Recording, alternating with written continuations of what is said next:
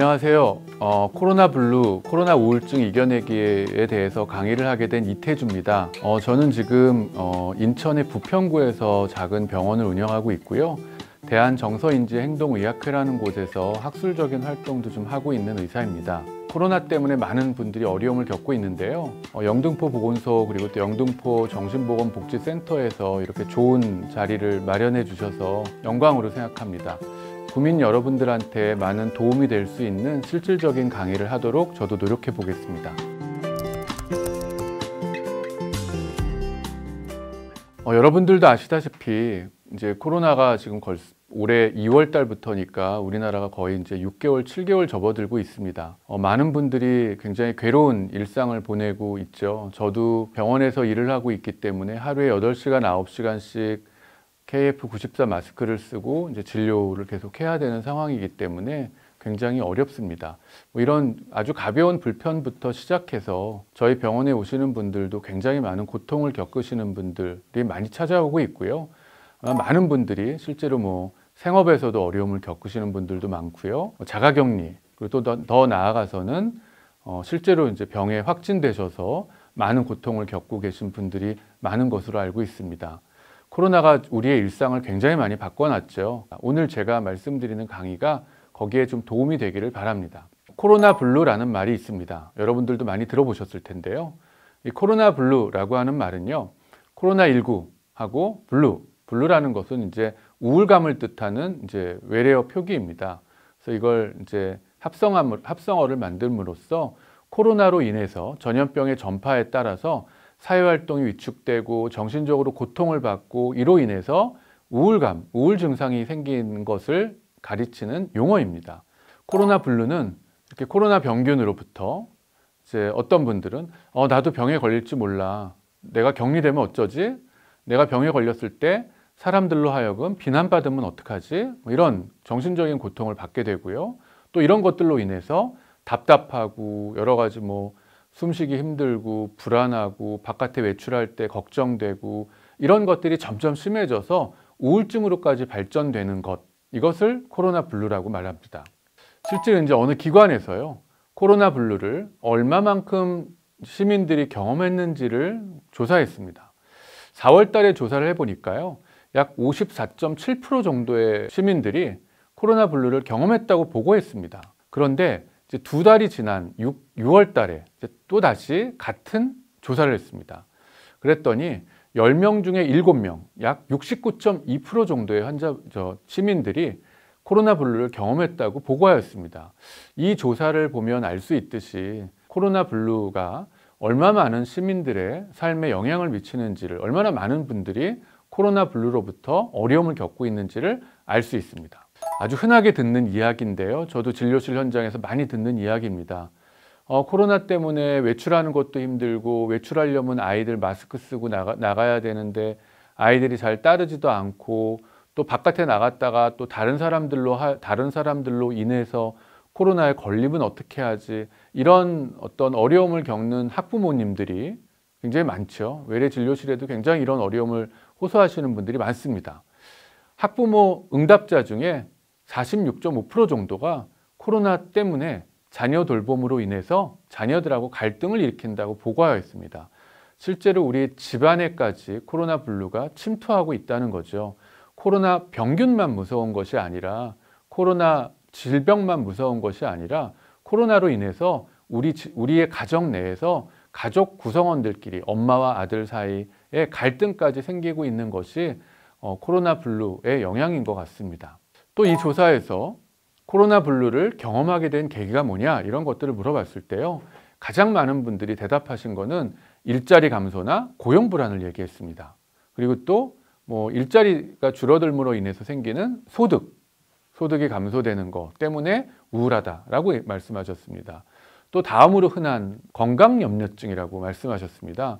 코로나 때문에 병에 걸리면 어떡하나, 내가 감염되면 어떡하나, 이런 것들이 건강염려증으로 발전된 거죠. 실제로 이렇게 코로나 블루는 다양한 계기로 이제 발생하는 것 같습니다. 여러분들 한번 저랑 같이 한번 체크해 볼까요? 이거는 코로나 블루 자가 체크리스트입니다. 한번 여러분들 저랑 같이 한번 체크해 보세요. 이 체크리스트를 저의 주변에 계신 분들하고도 해봤는데 많은 분들이 4가지, 5가지 이상을 체크하신 걸로 봤을 때 굉장히 코로나 블루는 우리의 일상 속에 많이 침투되어 있는 걸 알 수 있습니다. 이제 중앙자살예방센터에서 코로나 이후에 자살률이 어떻게 변하는지에 대해서 예의주시하고 있고, 최근에 이제 코로나 이후에 자살 사망자들을 분석한 자료가 이제 한 4월 정도까지밖에 아직 나오지 않았는데요. 이걸 통해서도 보면 알 수 있듯이 작년에 동월 대비 올해 3월, 4월에 자살 사망자들이 조금씩 증가하고 있는 양상을 볼 수 있습니다. 아마 5월, 6월, 7월까지 아마 데이터가 나오면 조금 더 걱정스러운 데이터가 나오지 않을까, 많은 분들이 걱정하시더라고요. 실제로 코로나가 생긴 이후에 정신적 고통을 호소하거나 아니면 자살 사망자들이 늘어나는 것은 보통 시간 텀을 두고 생긴다고 합니다. 초반에는 주로 1월, 2월, 3월 이런 때는 초기에는 주로 코로나 자체에 대한 불안감 때문에 자신의 건강에 대해서는 별로 그렇게 고민하지 않는데, 이제 코로나가 어느 정도 일상이 되고 나면 이제 가족과의 갈등 혹은 심리적인 어려움 이런 것들이 생긴다고 하더라고요. 그래서 3월, 4월, 5월, 6월 이런 식으로 좀 시간이 지날수록 코로나로 인한 정신적 고통, 그리고 정신적 고통으로 인해서 생긴 사회적인 갈등 이런 것들이 더 늘어날 거라고 전문가들은 예측하고 있습니다. 물론 가장 심한 자살도 마찬가지입니다. 제가 진료실에서 경험했던 코로나 블루의 사례를 두 분을 한번 좀 말씀드려 보겠습니다. 한 분은 이제 40대 여자분이신데요. 그분은 제가 이제 여러 가지 병력을 이야기를 들었을 때 굉장히 똑부러지고 야무진 주부였던 것 같습니다. 코로나가 생긴 이후에 아이들은 학교를 안 가고 집에서만 머물고, 또 집에서 아이들 이렇게 케어하고 뒤치다꺼리 하는데 점점 힘에 부치고, 또 바깥에 나가면 병에 걸리지 않을까 불안해하고, 그래서 결국은 계속 집에만 계시고, 그러다가 점점 불안이 많아지고 뉴스 같은 거를 보는데 부정적인 뉴스들에 자꾸 집착하게 돼서 경제 상황이 안 좋아진다든지, 세계 경제가 안 좋다든지, 부동산이 자꾸 불안정하다든지 이런 것들을 이제 뉴스에서 접하면서 점점 불안해하고요. 그러면서 자기도 모르게 아이들한테 짜증을 많이 내고 신경질을 많이 내는 자기 모습을 발견하고 굉장히 놀랐다고 합니다. 내가 왜 이렇게 변했을까? 이런 고민을 하면서 병원에 내원하셨던 분이었습니다. 이분의 경우가 아주 대표적인 코로나 블루의 사례라고 볼 수 있습니다. 다음 사례도 비슷한 사례인데요. 이분은 제가 한 7, 8년 정도 치료를 했던 30대 후반의 남자분이었습니다. 이분은 이제 과거에 우울증이 있었던 분인데 최근에 한 5, 6년 동안은 굉장히 상태가 좋아지고 이제 안정적으로 잘 지내던 분이었습니다. 그냥 딱 외모 혹은 말투 혹은 행동을 딱 보면요, 이렇게 아주 활동적이고 에너지 많은 아주 성실한 교회 오빠 같은 분이었습니다. 평소에 직장을 다닐 때는 바빠서 좋아하는 탁구, 운동도 잘 못하고 이렇게 지냈던 분이에요. 근데 이제 코로나 이후에 탁구 이제 동호회도 이제 다니지 못하고, 이분이 다녔던 탁구장이 이제 확진자가 발생해서 이제 몇 주 동안 자가격리를 한번 당한 적이 있습니다, 이분은. 그리고 나서 점점 바깥에 나가기 싫고, 바깥에 나가면 사람들이 코로나 걸린 사람이라고 이렇게 손가락질 할 것 같고, 또 그러면서 이제 사람들을 점점 피하게 되고, 우울해지고, 연락이 와도 전화를 피하게 되고, 직장에 나가도 전화가 울리면 전에 같았으면 그 전화를 딱 받았을 텐데 전화가 오면 전화 벨소리가 울리면 불안해져서 그 자리를 피해서 다른 직원이 받게 만들고, 그러니까 이런 식으로 직장 생활에도 집중을 잘 못하시고 우울하고 자신감이 없어지고 이런 모습을 보이게 됐습니다. 결국은 한 달 정도 이렇게 직장 생활을 버티다 결국 무급휴직을 했습니다. 한 2주 정도 유급휴직을 하다가 지금은 무급휴직하고 있는 중입니다. 이분도 원래 우울증이 있으셨던 분인데 코로나 이후에 자가격리 2주를 당한 후에 코로나 블루가 생겨서 원래 기존에 가지고 있었던 우울증이 악화됐던 그런 사례라고 볼 수 있습니다. 지금부터는 우울증에 대한 전반적인 소개를 좀 간단하게 한번 좀 살펴보겠습니다. 화면에 그림들이 보이시나요? 제가 좋아했던 연예인들이 계시고요. 제가 또 좋아했던 정치가도 계십니다. 이분들을 보면 알 수 있지만 이분들이 어디 모자라신 부분이 있어 보이나요? 아니면 여러 가지 능력이 좀 부족한가요? 아니면 인간성이 좀 모자라 보이나요? 아니면 성실하지 않은 분들인가? 여러분들이 다 보면 알 수 있듯이 이분들은 보통 사람들이 가지고 있는 우울증에 대한 편견, 즉 우울증에 걸린 사람들은 뭔가 나약한 사람이다. 혹은 우울증 걸린 사람은 정신력이 약한 사람이다. 이런 편견을 아직도 많이 가지고 있는 것 같습니다. 근데 이분들을 보면 알 수 있듯이 이분들은 실제로 우울증을 앓고 계신 분들이지만 어디 하나 저보다 부족한 면이 어디 한 구석도 없으신 분들인 것 같아요. 굉장히 누구보다도 더 열심히 사셨던 분들이고 누구보다 훌륭한 능력을 가지신 분들이죠. 이런 걸 보면 알 수 있듯이 편견들이 이분들을 통해서 보면 전혀 사실이 아니라는 건 아마 알 수 있을 것 같습니다. 우울증의 증상에 대해서 한번 살펴보겠습니다. 우울증의 가장 흔한 증상은 우울하거나 무기력한 겁니다. 바깥에도 나가기 싫고요. 사람들을 만나기 싫고요. 식욕이 줄어서 밥이 먹기 싫다든지 그래서 체중이 실제로 빠지기도 합니다. 또 어떤 우울증 환자들은 식욕이 떨어져 있는 상태에서 또 특정한 순간이 되면 폭식을 합니다. 그래서 우울증이 있을 때 식욕이 극단적으로 줄어들기도 하고요. 극단적으로 늘어나기도 합니다. 그리고 무기력해서 일어나기도 힘들고 어떤 분들은 방바닥에 자석이 있어서 자기를 꽉 붙잡고 있는 것처럼 일어날 힘조차 없다고 말씀하시는 분들도 있습니다. 이런 것처럼 굉장히 무기력한 증상들이 나타나고요. 잠이 안 오고요. 어떤 경우에는 너무 많이 자기도 하고요. 가장 심한 증상으로는 죽고 싶은 생각 속에서 헤어나오지 못하고 고통을 겪습니다. 제가 진료했던 어떤 분은 자살 시도 여러 번 해서 이제 저하고 진료를 하기 시작했는데 지금은 많이 좋아지셔서 이제 아이도 낳고 잘 살고 계시는데 최근에 오셔서 저한테 하신 말씀이 자기가 그때는 왜 그랬는지 지금 생각해 보면 도저히 자기가 이해가 안 된다. 자기가 좀 미쳤던 것 같다. 이런 얘기를 하실 정도로 우울증에 빠졌을 때는 마치 자기가 죽지 않으면 안 되는 사람인 것처럼 그렇게 느꼈다고 합니다. 이렇게 우울증이 있을 때 사람들은 그냥 죽을 힘으로 열심히 살면 되지라고 생각하지만 우울증에 빠져 있을 때는 그 생각의 늪 속에서 벗어나지 못합니다. 이것이 우울증에서 나타나고 있는 아주 전형적인 증상입니다. 우울증은요, 그냥 사람들은 우울하고 많은 병이라고 생각하지만 실제로 그 사람이 가지고 있는 사회적인 능력을 굉장히 망가뜨리는 병입니다. 사실은 우울증이라고 하는 것이 나이에 따라서 굉장히 다양한 모습을 보여요. 그래서 우울증인지 아닌지 모르고 지나가는 경우가 굉장히 많습니다. 특히 나이별로도 그런 차이가 아주 많이 나타나는데요. 소아청소년들, 그러니까 아이들의 병원에 오는 아이들을 보면요, 우울하다는 감정을 잘 느끼질 않고요. 짜증만 낸다든지 반항하는 행동을 한다든지 학교를 안 간다든지 성적이 떨어진다든지 좀 더 어린 아이들 같은 경우는 머리가 아프다, 다리가 아프다 이렇게 몸으로 표현되는 증상들이 많고요. 또 이렇게 좀 행동화하는 경향이 많은 청소년들은 약물 남용, 비행하는 행동 이런 양상으로 나타납니다. 중년의 사람들은요 또 다른 양상으로 나타나요. 우울하다고 얘기하시지 않고 여기저기 병에 걸린 거 아닌가라는 걱정을 많이 하는 양상으로 나타납니다. 여자분들은 화병 이런 걸로 많이 나타나고요. 노인들도 또 다른 양상을 나타납니다. 여기저기 아프고 모호한 신체 증상, 잠이 안 온다든지 불안하다든지 내가 치매인 것 같다든지 이런 식의 양상들로 나타납니다. 앞서 말씀드렸던 것처럼 우울증의 가장 심한 합병증은 자살입니다. 근데 이 자살이라는 지표에 있어서 우리나라는 정말 전 세계에서 유례가 없을 정도의 오명을 보이고 있어요. 전 세계 1위를 하고 있죠. 최근에 몇 년 동안은 이제 후발 주자들이 열심히 따라와서 잠깐 2등을 좀 하기도 했지만 자살과 관련된 다양한 지표들에서 타의 추종을 불허하는 1위를 아직도 하고 있습니다.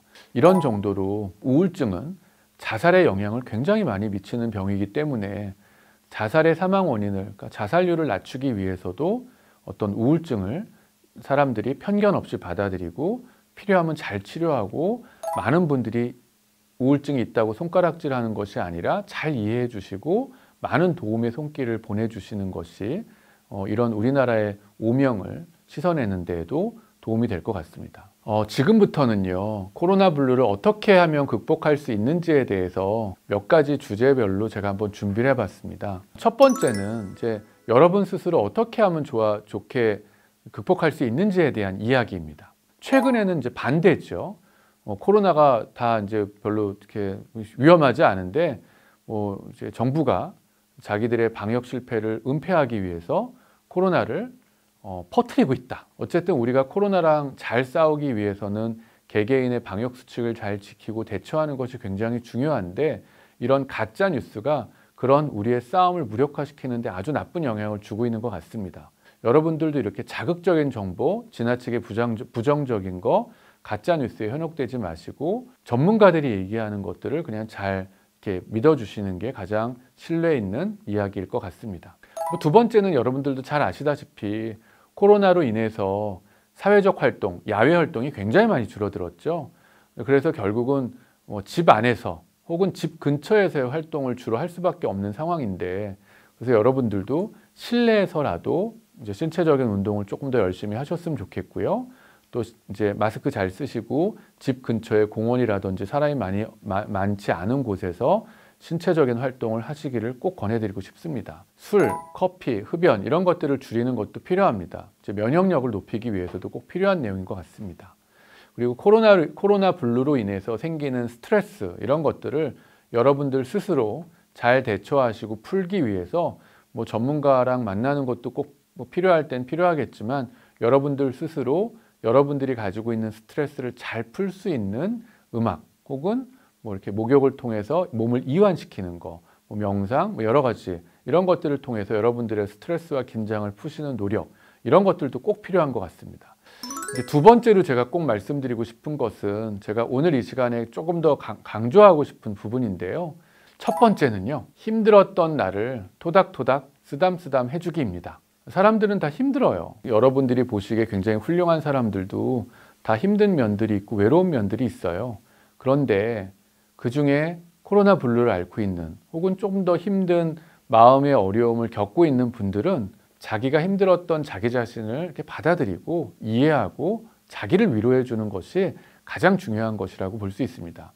현대 이제 심리치료에서는 그걸 수용이라고 표현하고요. 공감이라는 단어를 쓰기도 합니다.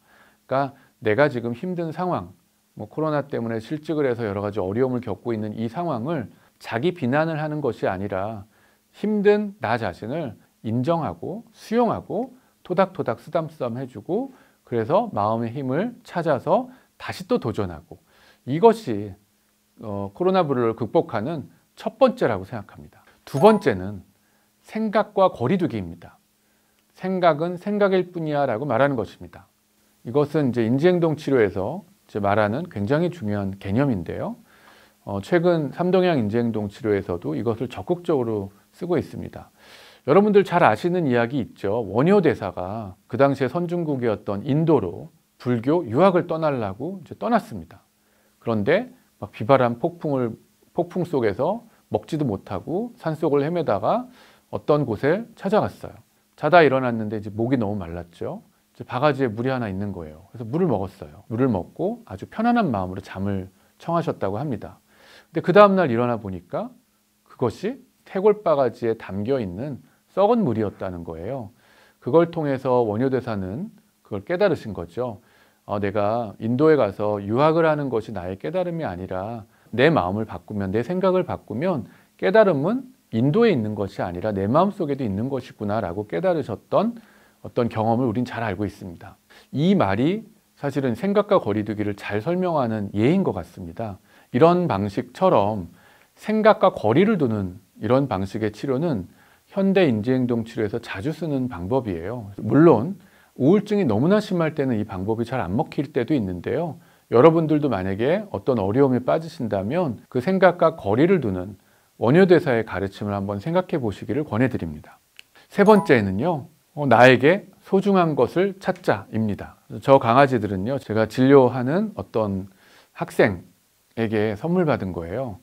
그 친구도 이제 우울증이 심해가지고 맨날 자살 시도하고 이제 학교도 안 나가고 자퇴한다고 난리도 치고 그랬던 친구고 이제 지금은 좀 좋아져서 학교는 결국 졸업하지는 못했지만 지금은 이제 알바도 하고 이렇게 비교적 잘 살고 있는 친구인데 그 친구가 좀 좋아지고 나서 뽑기를 했는데 뽑았다고 저한테 선물로 줘서 저는 그래도 의미 있게 받아서 제 진료실 책상에다 이렇게 항상 두고 있는 제 강아지인데요. 그 친구도 저를 소중하게 생각한다는 것에 저도 이렇게 위안을 얻는 저한테 소중한 건데요.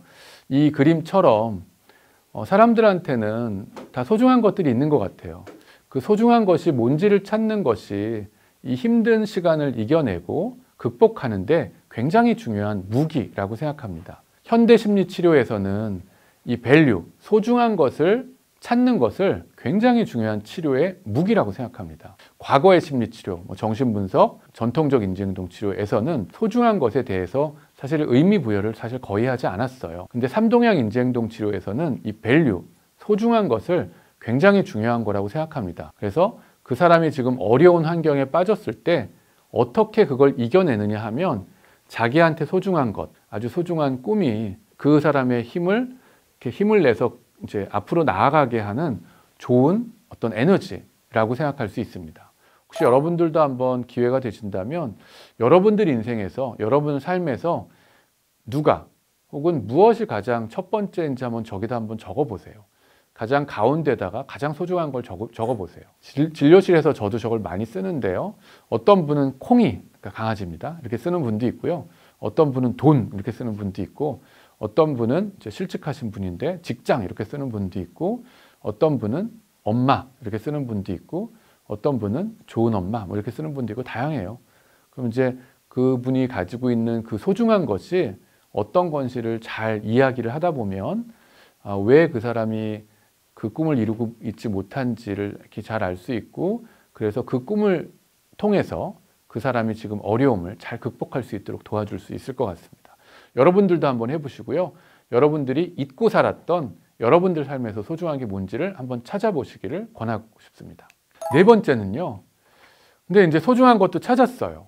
그리고 이제 나도 쓰담쓰담하고 이제 나도 좀 편해졌어요. 그러면 이제 뭔가 해야 되잖아요. 근데 뭘 하면 좋을까요? 이제 그럴 때 막연하게 어려운 자바 자격증 따기 이런 거 하면 하다 포기하잖아요. 그래서 나를 즐겁게 할 수 있는 활동을 찾는 것이 일단 1단계, 2단계에서 중요한 것 같습니다. 그럼 이제 어떤 분이 책 읽기, 산책하기 이런 걸 체크했다고 하면 일단 그 사람이 코로나 블루 때문에 무기력한 생활을 하고 계신다면 여러분들을 즐겁게 할 수 있는 그 활동을 먼저 시작하자는 거예요. 여러분들도 한번 이용해 보십시오. 5번째는요. 스마트한 목표 설정하기입니다. 스마트한이라는 뜻은요. 스페시픽, 목표를 정하는 데 있어서 구체적으로 정하자는 거고요. 그 다음에 애매하게 정하지 말고 측정 가능하게 정하자는 뜻이고요. 세 번째는 매력적인 거, 그러니까 나한테 좋은 걸 정하자는 거고요. 또 한 가지는 현실적인 걸 정하자는 거고요. 시간 제한적인 걸 정하자는 것입니다. 이렇게 해서 목표를 실행할 때, 목표를 정할 때 애매하게 날씬해지기 이런 거 말고 좀 더 구체적이고 측정 가능하고 나한테 매력적이고 현실적이고 시간 제한적인 거를 목표를 세우고 그 목표를 조금 더 자세하게 잘게 잘라서 목표를 설정한다면 그 목표가 작심삼일로 끝나는 게 아니라 실제로 성공하는 데 더 도움이 되겠죠. 실제로 이제 제가 진료실에서 이제 환자분들하고 할 때 이제 목표를 해보자 그러면 운동 열심히 하기, 20kg 빼기 이런 식으로 하세요. 이제 이런 거는 스마트하지 않아요. 막연하고 작심삼일이 되기 쉽죠. 그런데 퇴근할 때 30분 동안 세정거장 걷기 이런 정도면 굉장히 구체적이고 스마트하고 목표를 이루기가 쉽겠죠. 그러니까 이런 방식으로 목표를 설정할 때도 조금 더 스마트하게 한다면 여러분들이 우울하고 무기력한 거에 늪에서 벗어나서 좀 더 밝고 긍정적으로 되시는데 도움이 될 거라고 생각합니다. 이제 마지막으로 이제 이렇게 노력했는데도 잘 안 된다. 그럴 때는 이제 아무래도 전문가의 도움을 청해야 되겠죠. 건강복지센터도 우리나라엔 잘 돼 있고요. 가까운 병원도 있고요. 이런 방식으로 전문가의 도움을 받으시면 좋을 것 같습니다. 실제로 코로나 블루는요, 우리나라에 이제 계속 발전하고 많은 분들이 정말 헌신적으로 노력하시는 이 정신건강복지 분야에서 아주 중요한 화두이고 중요한 주제입니다. 코로나가 우리나라에서 사회 문제가 된 후에 이제 서울시 광역정신보건센터, 중앙자살예방센터 여러 군데에서 같이 노력해서 코로나19 통합심리지원단이라는 걸 만들었습니다. 그래서 실제로 상담도 해주고요. 대중들을 상대로 많은 자료들도 만들어서 배포하고요. 학교, 병원, 실제로 코로나로 인해서 겪으셨던 이제 코로나에 걸리셔가지고 고생하셨던 분, 아니면 자가격리를 당했던 분, 아니면 가족이 있었던 분, 아니면 또 그런 분들을 치료했던 의료진, 이런 분들을 대상으로 해서 좋은 매뉴얼들을 많이 만들어 놨습니다. 그래서 여러분들도 이렇게 좋은 정보를 얻고 싶으시면 저 코로나19 통합심리지원단이라는 곳을 통해서 혹은 정신건강복지센터를 통해서 상담도 받으시고 좋은 자료를 얻으시기를 바라겠습니다.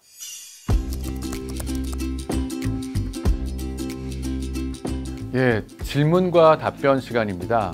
제가 여러 군데서 강의를 좀 해봤는데 오늘 이 강의처럼 질문을 많이 받아본 건 생전 처음인 것 같습니다. 몇 가지만 좀 추려서 말씀을 좀 드려볼까 합니다. 첫 번째 질문 주신 분인데요. 마스크 안 쓴 사람을 보면 화가 나요. 지적하다가 다툼이 일어난 적도 있어요. 화가 나서 참지 못할 때가 많습니다. 이런 감정은 어떻게 다스려야 할까요? 화가 나는 건 당연하겠죠. 코로나로 인해서 사람들이 다 조금씩 다 긴장하고 있고 예민하고 누가 코로나일지 모르는 상황에서 마스크를 안 쓰고 이렇게 떠드시는 분을 보면 우리가 당연히 화가 나는 건 당연할 것 같습니다. 다툼이 일어난 적도 있으시다고 하는 걸 보니까 좀 자제하셔야 될 것 같습니다. 화가 나는 건 당연하지만 싸우지는 마세요. 그리고 두 번째 질문인데요. 낯선 사람에 대한 경계가 높아지고 접촉하기 꺼려지면서 점점 예민해진 것 같아요. 이런 감정은 괜찮을까요? 외출하기 겁나고 집에만 있으니 생활도 불규칙해지고 무기력해져요. 외롭기도 하고 고립감을 느끼는데 어떻게 해서 하면 좋을까요? 이런 질문이었습니다. 지금 말씀하신 것처럼 낯선 사람에 대한 경계가 높아지고 접촉하기 꺼려지고 예민해지는 건 당연한 감정입니다. 그리고 두 번째, 이렇게 혼자만 집에 있고 생활이 불규칙해지고 무기력해지고 이런 것도 고립감을 느끼는 것도 어떻게 보면 정상적인 감정입니다. 감정을 우울하고 무기력한 감정도 있고요. 기분이 좋고 활기찬 감정도 있고 여러 가지 감정이 있을 텐데 좀 우울한 감정이라고 해서 모두 다 병적이거나 나쁜 감정이라고 볼 수는 없습니다. 사람은 누구나 불편한 느낌도 느낄 수 있는 거니까요. 특히 지금처럼 코로나 때문에 접촉에 대한 두려움이 있는 것은 어떻게 보면 우리가 생존을 하기 위해서 꼭 필요한 감정이라고 볼 수 있죠. 우리가 만약에 코로나가 퍼지고 있는데도 접촉에 대해서 예민해지지 않고 두려움이 없다면 우리가 훨씬 더 코로나에 많이 걸려서 병원 신세를 져야 되겠죠. 이렇게 경계하고 예민해지고 무기력해지는 감정은 아주 자연스럽고 정상적인 반응입니다. 그래서 걱정하시지 않았으면 좋겠습니다. 그런데 저런 감정이 혹시 너무 심해져서 일상생활하는데도 너무 많이 지장이 되고 혹시 출근을 해야 되는데 출근을 못할 정도로 예민해지고 일을 하는데 다툼이 생길 정도로 예민해지고 이런다면 그거는 좀 병적으로 심해진 거니까 그때는 좀 스스로 앞서 말씀드렸던 것처럼 그런 노력을 스스로 해보고 스스로의 노력을 통해서 잘 안 된다면 전문가를 한번 찾아보는 것도 좋을 것 같습니다. 다섯 번째 질문이었는데요. 코로나 블루는 왜 생기는 걸까요? 일반 우울증과 코로나 블루의 차이는 뭘까요? 코로나 블루에 더 잘 걸리는 사람이 있나요? 후유증을 남기기도 하나요? 코로나 블루에 걸렸다가 우울증으로 될 수도 있나요? 회복하는 데는 얼마나 걸릴까요? 사실 이 설명은 앞부분에서도 사실 간단하게는 좀 다뤘던 내용인데요. 코로나가 사실은 우리나라의 어마어마한 경제적 피해, 실제로 건강상의 피해, 모든 사람의 일상을 바꿔놓을 정도로 피해를 줬잖아요. 이런 피해를 받고도 불편하거나 우울해지지 않다면 그건 좀 사람이 아닐 것 같아요. 그러니까 코로나 블루가 생기는 건 어떻게 보면 당연하고 자연스러운 일입니다. 그런데 코로나 블루가 좀 심각하게 우울증으로, 그러니까 치료를 받아야 될 정도로 우울증으로 발전하는 것이 문제인 거지 코로나 블루나 일반적인 우울감은 사실 별로 중요하지는 않습니다. 있을 수 있는 일이라는 뜻이죠. 하지만 이게 병적으로 발전하는 건 좀 다른 차원의 문제입니다. 예를 들어서 밥을 먹지 못한다든지 잠을 잘 못 잔다든지 아니면 너무 우울해서 무기력하다든지 이런 증상으로 인해서 2주 이상 그런 일을 할 수 없을 정도로 무기력해졌다든지 그러면 그거는 일반적인 코로나 블루 혹은 일반적인 우울감이 아니라 병으로 발전된 우울증이라고 볼 수 있습니다. 그런 경우에는 치료를 받는 게 당연히 좋습니다. 코로나 블루에 걸렸다가 우울증이 될 수 있나요? 당연히 이것도 가벼운 코로나 블루였는데 이제 그게 잘 개선되지 않고 병으로 발전될 수도 있겠죠. 그러기 위해선 여러분들이 앞서서 보여드렸던 것처럼 개인 위생 수칙도 열심히 노력하시고 개인 건강도 챙기고 가벼운 코로나 블루가 왔다면 스스로 자가치유적인 노력도 하시고 그런 방법을 통해서 우울증으로 발전하지 않도록 여러분들이 극복한다면 굳이 치료를 받을 필요는 없습니다.